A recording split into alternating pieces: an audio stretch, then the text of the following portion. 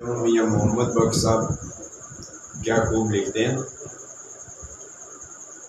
सुकियां पत्तियां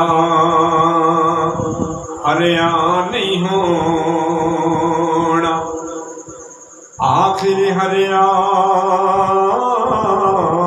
भी सुक जाना। मोया बंदे नहीं परत क्यों ना, असां भी टुर जाना। लंबी रात जुदाई वाले सोवरियां दी केड़ा खबर लियावे।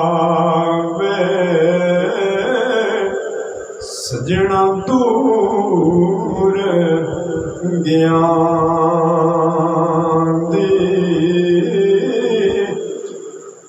लखां जोड़ संगत दे डिठे। दोस्तों के बारे में मियां साहब लिखते हैं, लखां जोड़ संगत दे डिठे ते आखिर विथाने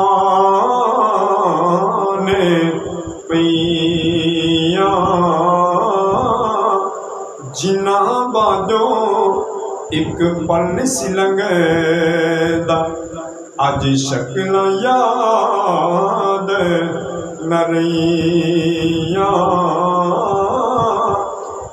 ते लै हुण यार हवाले रब दे, इते मेलन 4 दिनां दे।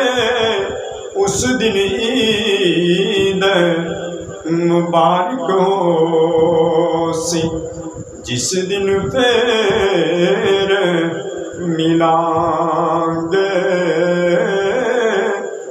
वीडियो अच्छी लगी चैनल ने जरूर सब्सक्राइब करें। शुक्रिया।